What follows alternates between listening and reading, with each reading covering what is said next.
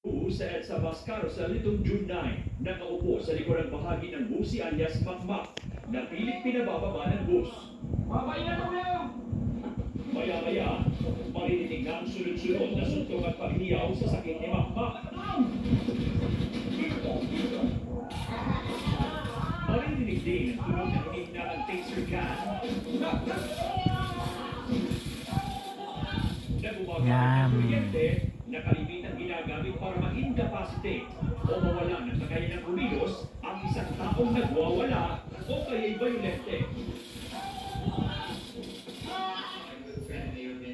Hindi nagustuhan ni Transportation Secretary Vince Dizon ang nangyari, lalong lumalabas sa investigasyon na mayroong mental disability si Makmak. Siguro dahil hindi siya naiintindihan si Makmak. This is very personal to me. Why? Because I have a brother, my youngest brother has autism, and I know how it is to have a loved one with this condition, and it takes a lot of understanding. Sabi po nila,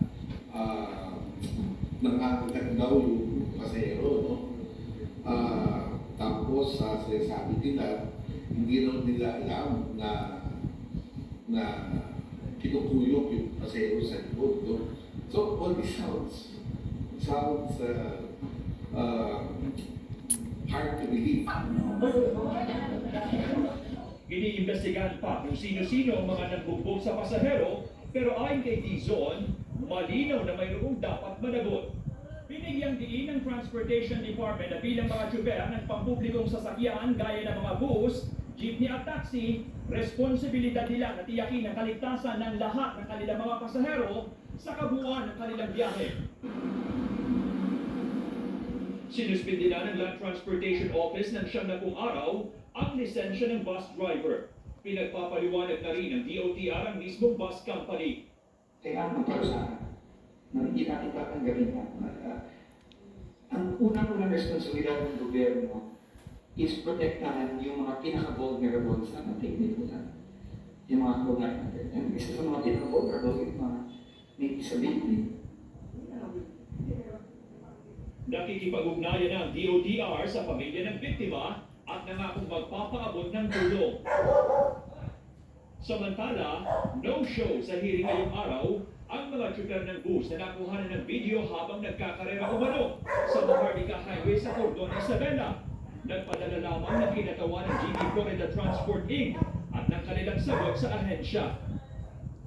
Sa tatlong bahin ng tugon ng kumpanya, muli itong iginiit na naka-fast forward lamang ang video kaya nagmukhang matulin ang patakbo ng kanilang mga tsuper. Hindi nila nagkakarera ang mga bus, kundi naka-convoy para iwas sa highway robbery at pambabato habang nasa biyahe. Pero hindi ito pinakinggan ng LTO at ng DOTR. Ay, gagawin natin yun. Kaliwat namin it's not the speed that you are posting, it's the manner in which you are driving. Imbestigahan natin, pero medyo excuse me. Sinibak naman sa pwesto at maharap din sa reklamo ang mismong hepe ng Registration Division ng LTO sa Baguio City matapos mahuling nagmamaneho ng lasing nitong June 11.